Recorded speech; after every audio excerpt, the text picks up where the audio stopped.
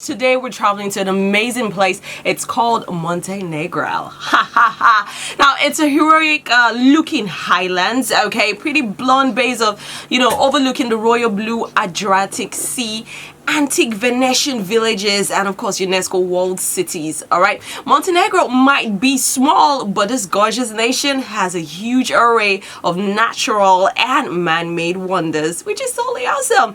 Once overlooked in favor of more well-known Mediterranean nations, Montenegro is fast gaining a reputation as a great place to travel, and it's easy to see why. Okay, I'm talking about mountainous hinterlands, nestled deep canyons, gushing rivers, glacial lakes, primeval forests, popular for adventure activity, the serpentine coast skirts, glistering ports from Palazzo embellished Paris in UNESCO protected by Bay of Koto, and to Tivat, a swanky super yacht marina, which I know is totally awesome. Now if you're wondering, okay, Montenegro, never heard of it, you know that it's one of the 10th smallest country in the world, and of course it's in Europe. Ha ha ha ha. Oh yes, so Montenegro is a small country and one of the newest in Europe and even the world, if I should say so myself, having only declared independence in 2006.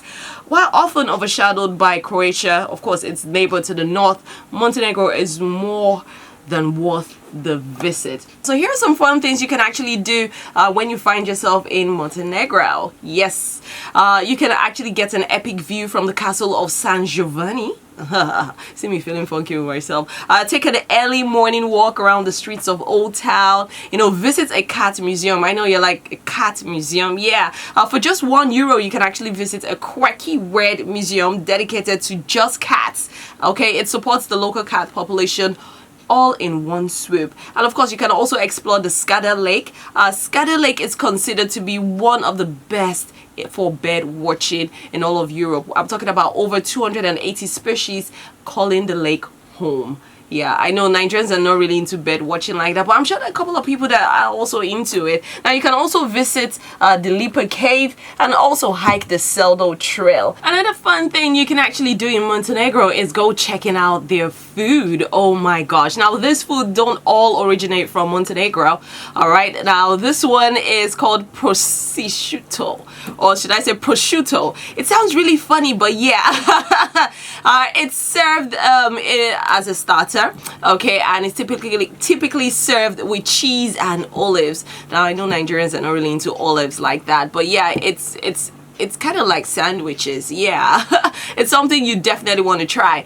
And also there's the Montenegrin cheese, all right, and it's an essential starter, and it's regularly eaten alongside main meals. Okay, and you can try it anywhere in Montenegro, which is totally awesome. There's also burek. It is a type of pastry made with thin dough, often filled with cheese, meat or vegetables, or a combination of these ingredients, and it comes in a different shapes and sizes, from thin sticks to large rectangular shapes, triangles and spirals. Burek is essentially the king of Balkan food, okay, on the go, and it's unusual to see drivers holding their wheels with a burek in their hand, and it's one of those many examples of Turkish influences in Montenegro. It's just like here now, where we buy the G in traffic, and then you're driving and you're eating it, if you know what I mean.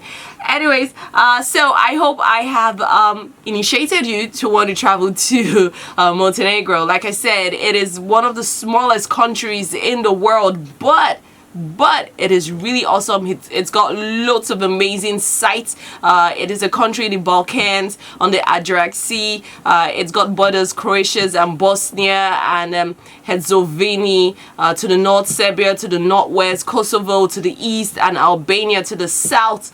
Okay, now to the west of Montenegro is the Adriatic Sea, and don't forget, in 2007 the country actually received peak level of tourism, which almost reached pre-war volumes. Like, there were so many people and they're like, oh my gosh, Anyway, so as a result, they decided to, you know, renovate their roads, okay, and which would actually help tourists, especially to reduce, you know, driving time.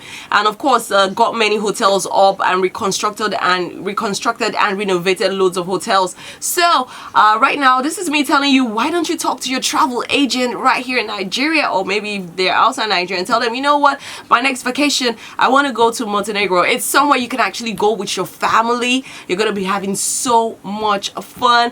It is peaceful, it is very lush, and of course it is cozy too. Oh my gosh, vacation Valentine is around the corner, so how about thinking about going to Montenegro for a start? Don't forget, Vacation Spot will be here with you again on Thursday.